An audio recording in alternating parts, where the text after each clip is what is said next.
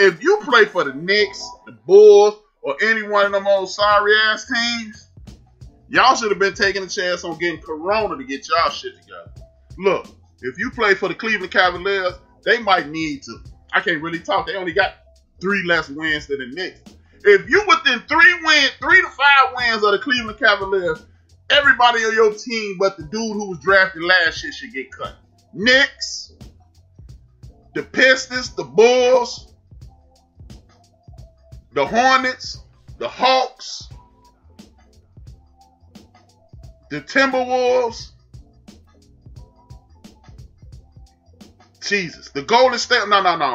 The Golden State Warriors, most of them dudes trash too. If you don't want them teams I just named, they need to kick you out of basketball. I hope you got your degree, because they should let you play next year.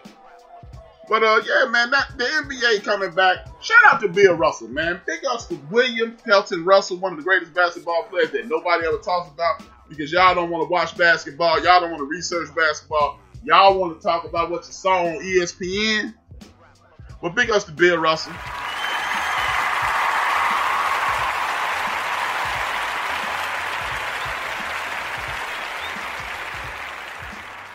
We're calling out the president of the United States, calling him pretty much a coward and a chump. Big ups to Bill Russell, man. See, that's what insulted me today when they made the statement that these young boys are smarter and more informed than the old dudes. Y'all wouldn't let them old dudes talk, and you still have people like Bill Russell, Kareem Abdul-Jabbar. I ain't gonna tell y'all what I know about y'all boy Jim Brown. I'm gonna let his reputation ride, because he's out there in L.A. looking out for the bruh. But I know some dirt on Jim Brown. I ain't gonna kick no dirt on you, Jim. But you know what you did, bro. But you know, all them brothers, man. There were some good brothers back in the day. They were informed, they were educated, and they were active in the community. So to say these are the most informed, most educated players, it's an insult to those brothers. I don't like that, and I'm gonna stick up for my seniors at all times, and even if y'all don't. But man, the NBA is coming back. What is tripped out to me is this: they're gonna play over the summer, and then they say they're gonna restart the season around Christmas. Now they talking about condensing the games because of analytics and things like World Be Free and other. It's always been intelligent brothers in the National Basketball Association. When you listen to, speaking of the Knicks, when you listen to Walt Clyde Frazier speak, this dude has an insane vocabulary, as they used to say in the 80s when I was coming up. It's vernacular, spectacular. So don't tell me that these brothers from back in the day are not insanely intelligent. It's just when you got a pistol to their head and telling them if you talk, you're going to get kicked out the league, then ain't nobody going to show you how intelligent they are. Let's not forget that being in our community and being intelligent was a crime at one point. But I look at these situations, man, and I just wonder, what the fuck? Why y'all tripping? Why y'all tripping and all this nonsense? And, you know, it's just, it's frustrating watching sports now sometimes, because when you watch sports, I lost my train of thought. So let me move to the next topic. Forget. I lost my damn train of thought. I'm not finna fake it. I'm not gonna fake it, y'all. I can't fake it. It ain't meant to fake it till I make it. But, the NBA moving their schedule around. How about look at your notes, rap? Damn. Go figure. I did a better show Saturday with no notes. Lost my damn mind. But they moving the season over. Me personally, I think that the National Basketball Association should change their season to what it's going to be this year anyway. The season starting Christmas night. We all love the Christmas Day game. It unofficially starts then. Football is king in the United States of America, whether it be college or pro. So why not just NBA? Why not just start it then? It's kind of stupid to me. If you gonna put the season right here and leave it right here, you got all that TV to watch. People like myself, Jungle Brother, D-Grade, Big Illinois, Chief Rock, and the rest of the dudes, my demographic is old ass man. But we cool with being old because we had more fun than y'all when we was young. We tired. But on the serious side, older guys and kids want to watch sports on TV at night. That's what time it is. in the summer. We stay in the crib. We gonna relax. Just imagine my man D Great sitting there with young Benji on his lap, teaching Benji the game of basketball in the summer. Just imagine Juggle Brother trying to whisper up in Buttercup ear, come on, baby, watch this game with me. He ain't really trying to watch the game, but you know what Juggle Brother is. But on the serious side, man, I would love that. Summer basketball, summer is a summer game. Think about it like this. If you are a football fan, as a young person, you will go watch the New York Giants, Pittsburgh Steelers, or whoever you had on the East Coast, and then you would go out and try to enact those games. You'd be here in the Midwest, watch the Bears, and then you and your fellas go out and try to reenact what you just saw on TV. And as you matriculate through the country, the Cowboys, the Rams, Chargers, and all that, you try to enact that in the snow, in the cold. So these young boys that go watch a basketball game the next day, get up and try to live out their Kevin Durant or whoever, or Trae Young fantasies on the basketball court. Or if you're lucky enough to be like we had lights on our basketball court. Go out there on the court and shoot it up. And hopefully it don't get shot up. It depends on what city you live in. But I think it'd be cool if the NBA became a summer sport. Now, as Matt Barnes said, it would kind of suck because your kids out of school in the summer, you usually spend a lot of time. Well, hell, how about looking at it this way, Matt? You can make sure your kids get a good start at school because you ain't going to be at work first 10, 20 weeks of school, 10, 15 weeks of school, rather. You making sure your kids getting their homework together. So a start off to a good school year might be better than a good summer vacation. I'm just saying. Hey, look at it that way, man. And then, hey, if you give me $30 million, I'll bring my kids to the locker room in the summer. I'm just saying, you know. How dope would that be? Your kid get to come to all the games in the summer because he out of school. How about that? I mean, it's pros and cons to whatever you do. But something else that I've picked up on, and I don't know if you guys picked up on it, let me know. The phone line still up, 773-797-2409, 773-797-2409 is the number. What do y'all think about this next premise that I came up with? This madness with the corona and the way the seasons have shaken out, and they talking about how salary cap is going to get wrecked. Personally, I didn't give a hot goddamn about a millionaire and his money. I really do. I'm a billionaire. How he going to spend his money don't really bother me, none at all. But how about this, fellas? This is a premise that I was up to date early today. I came up with. I had just wrote it on the bottom of my notes, and I said I was going to bring it up. But how about this? This might be the best thing that ever happened to sports. The boo-boo flu, as my man D Great called it. You should put that on a t-shirt, D Great, before I steal it. I've been known to steal the time.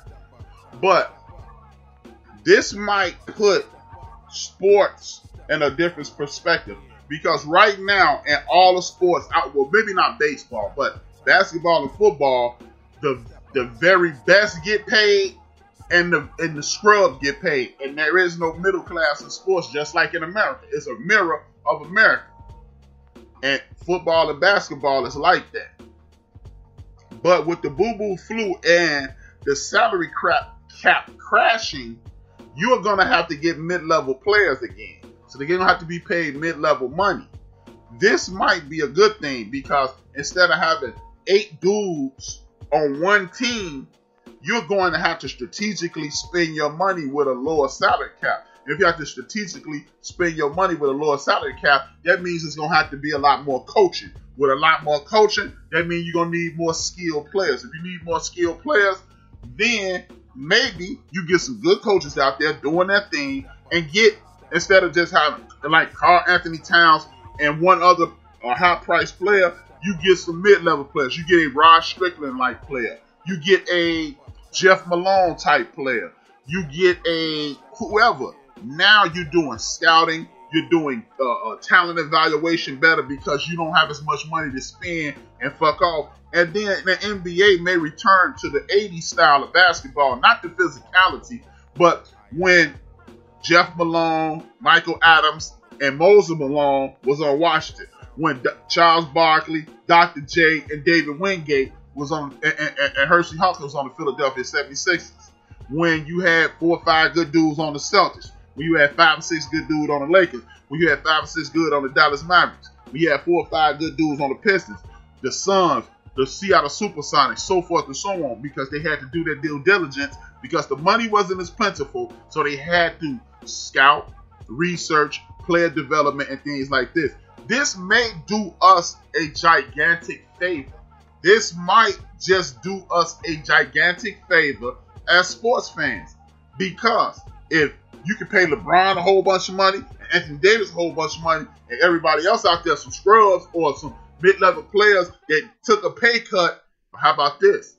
I could play for the Lakers for $5 million, for $2.5 or $1.5 million. Well, I can go play for the Bulls for $4 million because I'm a piece of the puzzle over there. Well, I can go play over here for $3 million because I fit in better. Now it's not just superstars recruiting. Like y'all say y'all hate that, right? Here's an opportunity for the NBA and NFL to get better. Because, yeah, we got the big-time quarterback, but now you'll realize that Tom Brady didn't really play with a bunch of scrubs at wide receivers.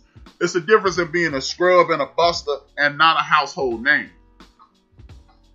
Deion Branch and my man Brown, Troy Brown, were very good wide receivers. They just wasn't household names. So you get that situation, you might be put in a better situation. Period. Another thing, I don't believe in this NBA science that says you can't play back-to-back games. Dr. J played back-to-back games. Michael Jordan played back-to-back games. And I want to hear about this nonsense because nobody riding in first-class planes. I've heard Rick Mahorn and several old players say they used to have to sit in the airport. Now they're getting chartered around. What you need to do is sit your ass down in the summer, work on your game, stop flying to China and all that, and your body will get the rest that it needs. I understand it's about getting paid, but guess what? I'm paying you $25, $35, $45, $50 million to do the damn thing over here. How do Boogie Cousins get hurt? Playing basketball in the summer. So if wear and tear is the problem, then damn it, don't go your ass over here and play in all these damn tournaments. AAU. Look, I just don't believe. Look, I believe in sports science to a certain extent. But don't tell me that these guys are getting hurt because they're playing too much basketball. And what was Michael Jordan doing in the summer? Playing basketball against Antoine Walker, LeBron James as a 14, 15-year-old. These guys play basketball 24/7, 365. So I don't want to hear that nonsense. Look, this is just what, in my personal opinion, this sports science stuff, when you talk about you kept the space out the games because that's where the injuries come from. I don't believe that because these dudes play basketball. Michael Jordan had a damn basketball court built into his home. Most of these guys have basketball courts built into their homes.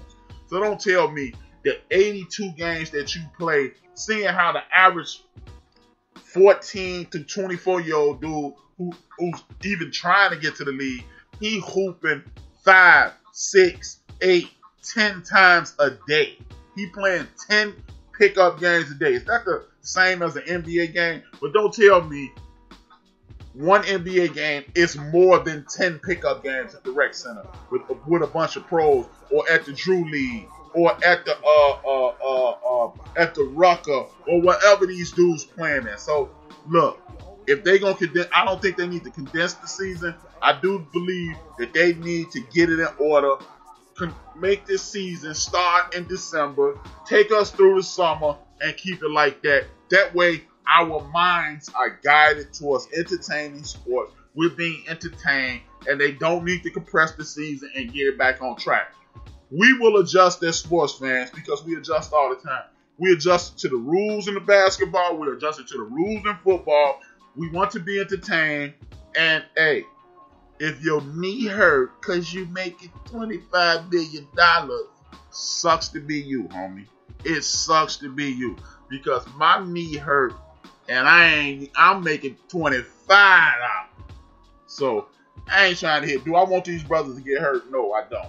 But don't tell me basketball, the rigors of the 82-game NBA season plus the fucking playoffs is why you're getting injured. Smoking that weed, drinking, kicking it, chasing the honeys,